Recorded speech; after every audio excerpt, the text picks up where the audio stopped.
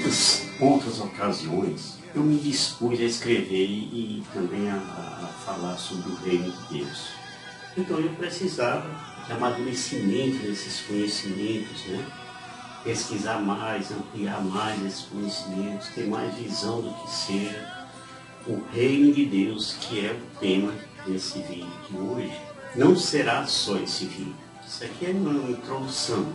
Serão vários vídeos focados nesse tema do reino de Deus, de modo que as pessoas possam absorver assim, uma linguagem bem simples, linguagem de um leigo curioso, né, e autodidata, o que eu possa transmitir sobre o meu entendimento do reino de Deus. Eu refiro-me em especial àqueles irmãos que, como eu, têm um pouco de sede de conhecimento. Tem pessoas que não têm vontade nenhuma de aprender, mas tem outros que têm vontade de conhecer mais. Sei que não estou falando para doutores ou para pessoas com um grau maior de estudo, né? Exegetas ou teólogos, ou que têm uma visão maior daquela que eu tenho. Meu alvo é você que está começando a ler a Bíblia, que tem algumas dúvidas que eu tinha no início da minha caminhada, né? Então falarei para os que têm um coração simples e que estão começando a descobrir o amor de Deus. Então, primeiramente, vamos falar assim sobre o conceito. Qual o conceito de reino? Então, segundo os dicionários, o termo provém do latim regnum, reinado, ou seja, uma estrutura de poder dirigida por um rei, ou rex em latim, né? Então, no idioma indo-europeu, reg significa mover-se em linha reta, dirigir, guiar, comandar, reger. O fato é que deveria ser assim, mas nem todos os reis foram justos no poder. Simplificando, reino é um território onde os habitantes estão sujeitos a um rei. Esse reino ele é regido por uma monarquia, né? Monarquia é uma forma de governo em que o cargo maior é de uma única pessoa e, além disso, é vitalício, sendo geralmente hereditário, né? Passando de pai para filho, filho para neto e assim vai. É o caso da Inglaterra, né? Então, o monarca tem o poder total de mandar e não tem a menor obrigação de prestar conta a ninguém das suas decisões. Ele não tem, como no Brasil, por exemplo, um congresso para frear algumas loucuras que o presidente queira fazer. Um rei, ele não tem limitação moral ou ética na hora de decidir. Deu na telha, ele vai lá e faz e pronto, porque ele tem poder para isso. Então, continuando, falemos agora sobre o conceito de ser rei em um reino. Vamos lembrar um pouco da nossa história. Então, em 22 de abril de 1500, os portugueses desembarcaram no Brasil. Quem eles acharam habitando aqui no nosso país? Os índios. Então, nem precisamos falar muito sobre o impacto da cultura dos portugueses sobre esses índios, não é? Houve um problema com o idioma, idioma falado por ambas as partes, né? Que foi talvez uma grande barreira. Uns andavam vestidos, né, os portugueses, e outros não, andavam nusão aí, os índios, por exemplo. Os portugueses e outros estrangeiros, né, os holandeses, os espanhóis, e que vieram a seguir, conheciam a pólvora e o uso dessa pólvora. Os nossos índios, coitados, não conheciam nada disso. Imagina o impacto disso sobre eles, quando viram as explosões, né? Eles que só usavam flechas. Então, por causa disso, eles foram submetidos. E o que acontece quando uma cultura é submetida à outra? De uma forma assim tão assintosa, tão de repente. O choque é tremendo e também é inaceitável. Então, enquanto os invasores amavam as riquezas e os outros prazeres carnais, né? Os índios nativos, coitados, amavam a natureza, as florestas e toda a fauna que tinha aqui. Os índios viviam disso, né? E procuravam preservar, como procuram até hoje. Já os invasores viam nessas riquezas apenas uma forma de aumentar mais ainda os seus ganhos. Então foi assim que se iniciou o ciclo do pau-brasil, né, de 1500 a 1530, quando os portugueses começaram a extrair o pau-brasil da região litorânea, usando justamente a mão de obra daqueles indígenas. Olha que coisa, né? Aqueles indígenas que protegiam justamente essas árvores. Então a riqueza gerada pela essa madeira comercializada na Europa era totalmente enviada aos reis portugueses, para seus deleites, né, para suas farras.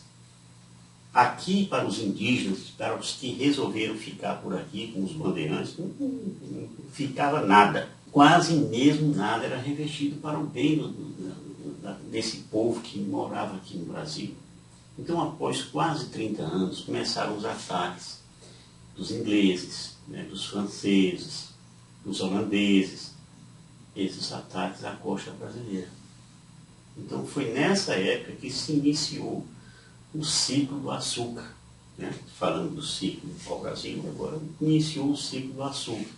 Isso aí foi de 1530 até o século XVII, né? 1600 e pouco.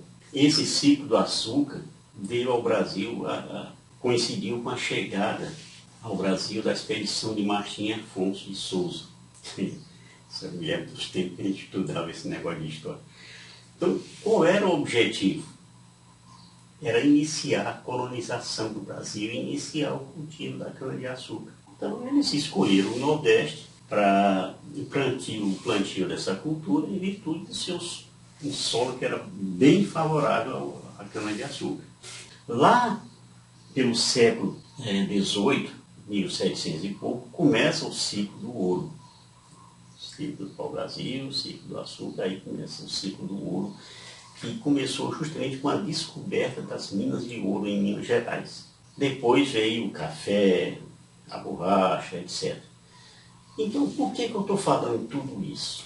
É só para mostrar como uma cultura e um governo se sobrepõe aos que já estava estabelecido.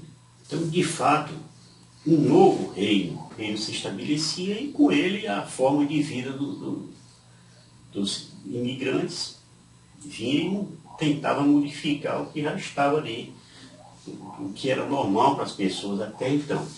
Então deve ter sido uma baita dor de cabeça para os índios ter que trabalhar pesado, né, para satisfazer aqueles invasores. De repente tinham que ficar carregando madeira, carregando não sei o quê, cavando poço, cavando. Então eles que não tinham assim ambições econômicas, que não conheciam e nem precisavam desses apitos, de espelho, de pente, essas coisas, mas e apenas viviam o seu dia a dia até que chegasse o momento da sua morte terrena, né? Se depararam com aquilo. Como poderiam assimilar esses índios um estilo de vida diferente em tudo do que sempre viveram? Por que é que eles tinham que se submeter àquilo? Por que vieram os africanos, né, como escravos? E aí começou a miscigenação também. Eram amigos ou eram escravos? O que fazer para evitar os filhos surgidos de estupros, né?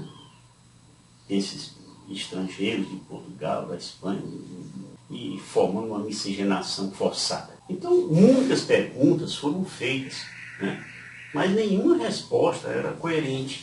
Vamos responder a pergunta feita lá no início desse vídeo, sobre o conceito de ser rei em um reino. O Reino Unido, né, na Inglaterra hoje, conquistou a Índia, né, um país super populoso da Ásia, com mais de 1 bilhão de habitantes.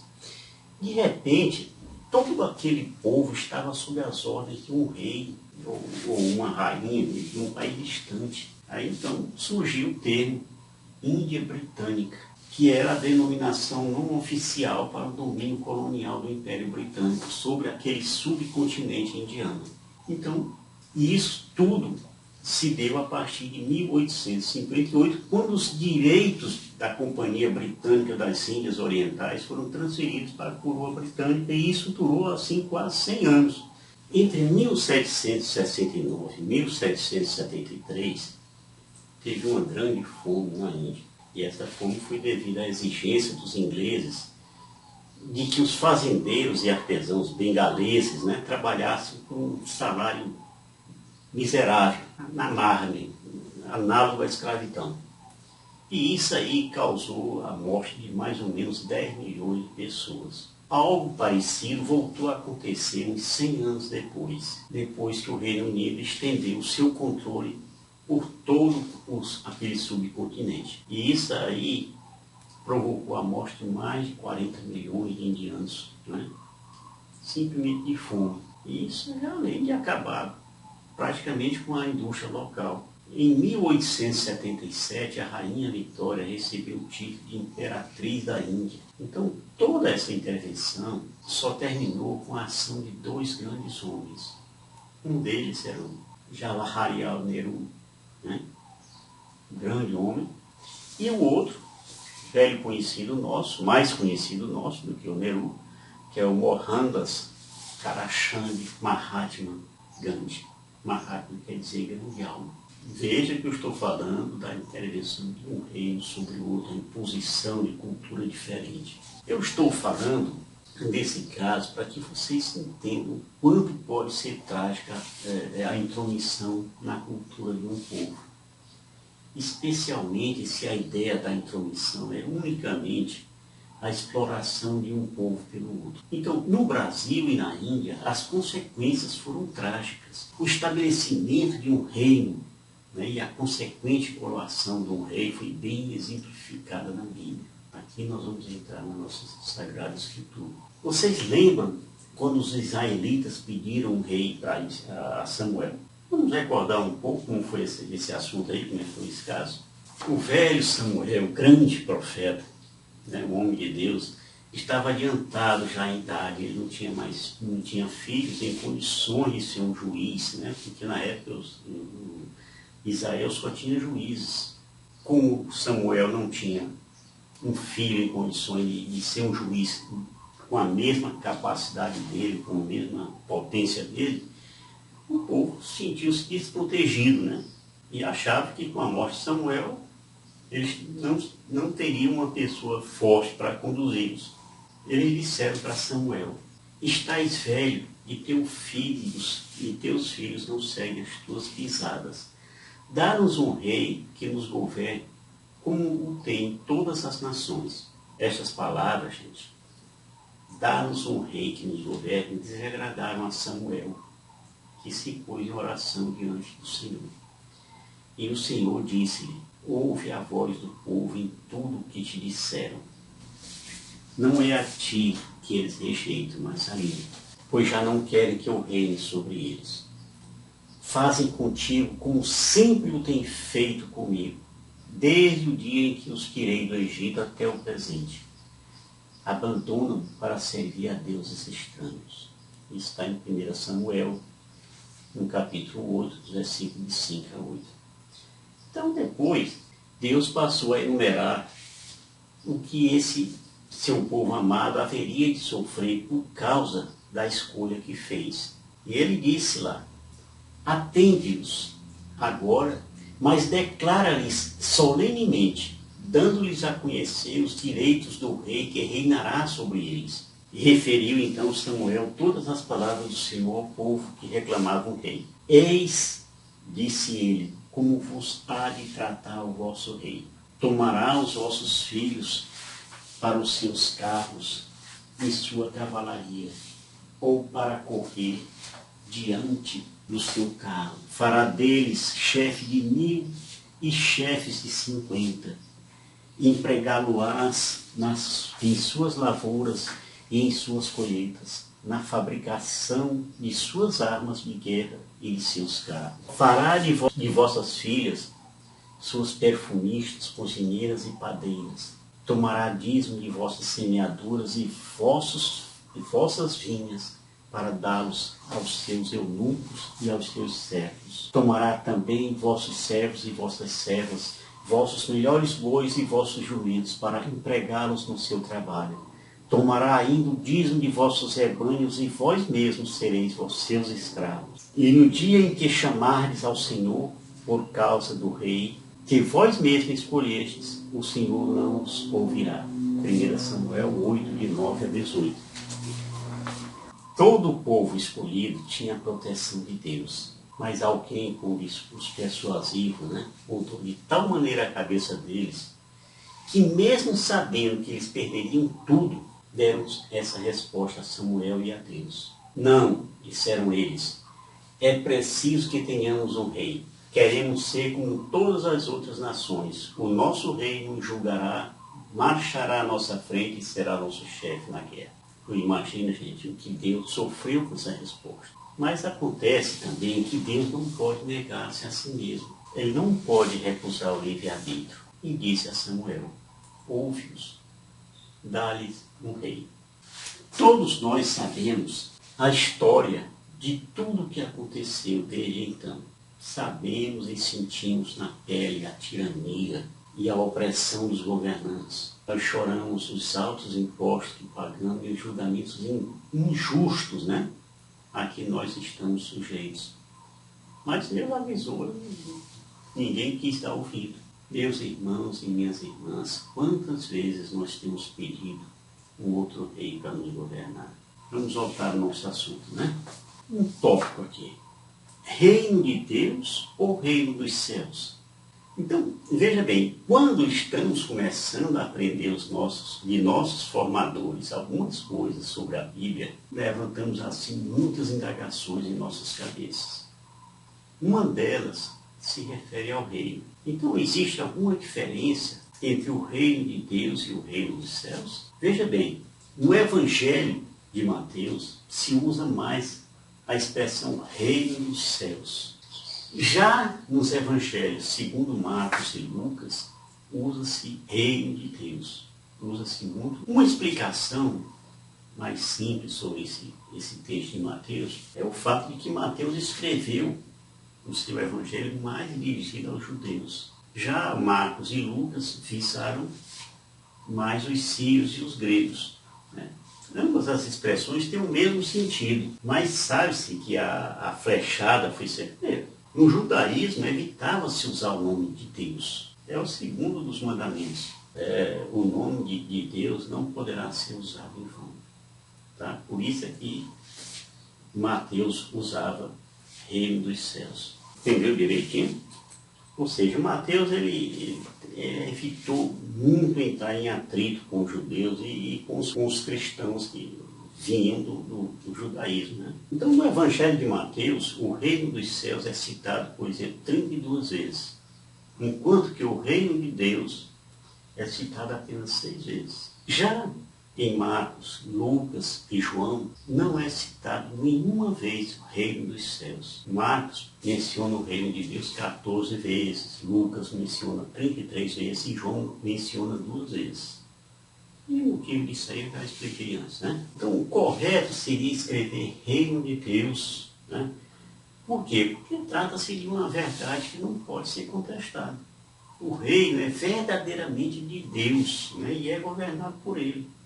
Então, nesse caso, a expressão reino dos céus tem mais a ver com a origem desse mesmo reino, forma de uma maneira bem simples, e desculpe a minha simplificação, eu diria que esse reino, que parte dos mais altos céus, não é atado a questões políticas, nem às relações sociais existentes na Terra. Então, no começo desse vídeo, eu fiz um breve comentário sobre o funcionamento de uma monarquia. O monarca, rei, né, é o senhor absoluto. Então, quando assume o controle de uma região, ele estabelece os seus auxiliares, né, e define quais serão os seus súditos, né, em que cargos. Além disso, toda a sua cultura e o estilo de vida de onde ele veio torna-se uma coisa transformadora no território dominado. Então, no caso do reino de Deus, seria mais do que uma monarquia ou algo assim institucional, mas sim uma grande família, onde Deus viverá, dando sustento e defesa aos seus filhos amados, né? Que são os bem-aventurados, citados por Jesus em Mateus 5. Já no Salmo 113, nós lemos que o céu é o céu do Senhor, mas a terra ele a deu aos filhos de Adão. O que é que isso quer dizer?